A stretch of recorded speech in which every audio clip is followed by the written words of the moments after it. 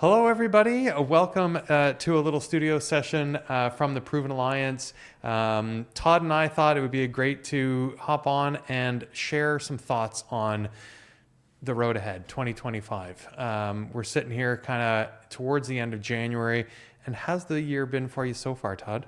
It's been very good, very Yeah, busy. yeah. We're I slammed. I think everybody that I've talked to definitely feels like 2025 kind of we came out of the gates with a lot of energy, a lot of stuff to get done. A little bit of that's a bit of a frenzy, frantic energy. I think everybody's trying to make sure that we're sort of corralling that and directing that energy in a useful, productive way. And I know that's got us on our toes anyway. So I'm glad to hear we're not alone and you're feeling that too. We thought we would talk a little bit about sort of the roadmap, the predictions and the sort of anticipation, I think is a better word, that we have for 2025. What's the first theme that sort of comes to mind for you, Todd, when you're thinking about digital experiences and the coming year? Yeah, wow. I think for us, what we're seeing is a lot of folks ready to take advantage of what they've done to this point. I think there's a lot of tools that are installed out there that people Yeah, aren't taking full advantage of. yeah. And so sort of a year to maybe sift through that, commit to the things that they believe are going to work, hmm and maybe sift out some of the things that are taking time and resources that aren't really actionable. Do you think it's fair to suggest that there is a lot of these tools that people have kind of adopted or they've got in their ecosystem and they know that they can be helpful, but they're just not fully realizing the potential there? Yeah, What do you for think? sure. And I think that's where you got to kind of separate the marketing from the reality, right? Is that Yeah. Right. uh, sure, there's 1,000 tools that could be useful, but you've got to prioritize and decide what what fits not only our market, our industry, our situation, but fits our own culture, and what are we actually going to pay attention to? hmm What do we have time to pay attention to? What are we going to, it's got to be actionable, or it's just because things move too fast. Well, I think that can be really overwhelming, and sometimes that Yeah. holds you back. It's like a decision paralysis, right? It's like, oh Yeah. my God, like, should I be fixing this or buying that or optimizing this? Um, I felt like 2024 was a bit of a year where everybody was kind of holding their breath. There's a lot going on in Oh, the yeah. in the world and in the business scene and whatnot, and I sort of feel like everybody's kind of relaxed a bit, but now it's kind of been replaced by a slightly different anxiety about, okay, well now we have to produce and do something. And that's where it's, I think, a bit frantic, frenzied, kind of knowing the right place to put that energy.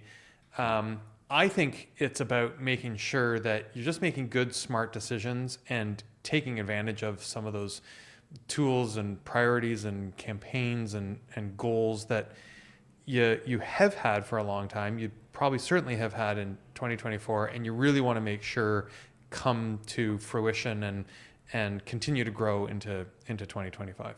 Yeah. And pick what you're going to commit to, and do a few things right Yeah, instead of a whole bunch of things not so great. yeah, and really understand if what you've got in your ecosystem is the right solution, Yeah. and if it is, how do you capitalize and leverage that, and maybe there are some newer things that you need to add into the mix. I haven't answered this question. I'm going to guess I know what your answer to this question is going to be, but what do you think is the technology that everybody's going to be paying attention to more than anything else in 2025? Maybe AI. Yeah, for sure. Yeah. Because We've been it paying does what attention. We've been yeah, paying it attention to it for a long time, and I think that everybody sort of has this now, in their pocket, an arm's length away, helping them personally. Is it going to change, or are we just going to get more dependent on these things? What do you think? Well, we are definitely going to get more dependent on them, but I think what people are going to realize in 2025 is that uh, there are truly valuable processes that AI can help us get through way more efficiently than the tools we've used in the past. Yeah. And so, there's the gimmicky things you can do with it, but we're starting to figure out the really useful things that we can do with it. And I think you're absolutely right, first of all. I think there's kind of been two obstacles in the way, maybe three. One is just a lack of familiarity and uncertainty about like, hold on, what is this and what can it do for me? And I guess that is kind of the shiny toy sort of friction. Like, is this really going to be useful? So anyway, I guess there's a bit of apprehension just about the technology in general. Once you sort of get past that, you come comfortable with it. It's like unlocking how it can actually be valuable and where it can, increase revenue, reduce costs, provide value.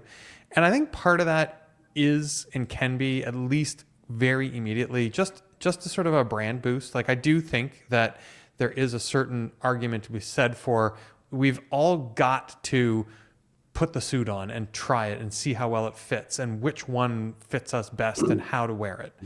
And that does require a little bit of playing around. And there are some lightweight ways to introduce yourself and your organization to that.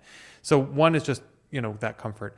But then there are some real sort of technical challenges and hurdles that I think are holding people back. The two that I have been thinking about, talking about, and hearing about are one, just kind of leadership and confidence in committing and understanding this, and the other is more of a technical one. It's a hesitation that we've all had experiences with AI not being perfect, being very helpful, but not being perfectly accurate. And we're not really used to that from technology and systems. How does that resonate? Are you hearing anything different? What would you say about sort of those thoughts? No, that's exactly right. And I think that's the fear factor for a lot of folks is you think your first reaction is, wow, this tool just did something amazing. And then you realize, ooh, it's not 100% accurate. And so it sort of sets you back on, okay, how are we going to deal with that piece of it? And particularly when you're using it to analyze data, it's one thing if you're using it to extract information out of documents. It does a really good job with that typically. But when you start saying, well, I'm going to give it access to this data and let it create reports or do analysis, that's when you start to see where it goes wrong. Because like, why is it thinking that goes in this column instead of that column? This kind of thing. And so, but that's the kind of thing that's going to improve fairly swiftly over the next couple of years, I think. Yeah. And I mean, I don't want to turn this into a pitch, but, both of us are taking a close look at AI 1 to Z, this platform that does serve as a middleware to help at least manage that situation. It's got some technology in there to help solve for it as well, just sort of increase the confidence in what's coming out, but also provides a lot of transparency into what's going in and what's happening in that interaction.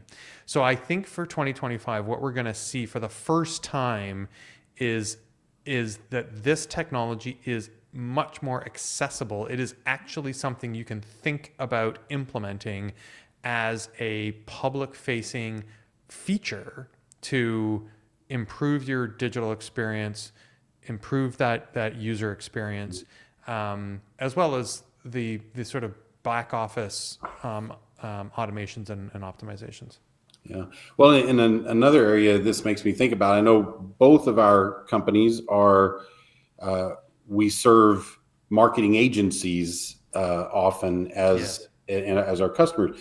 And the evolution of that is interesting. And I think 2025 is got new opportunities there. Is that, in the old days, we helped agencies with what are today pretty mundane, pretty routine. Yeah. Like we used to build banner ads for agencies and stuff, Right. And Campaign microsites, things like that. yeah, they need a microsite. Yeah.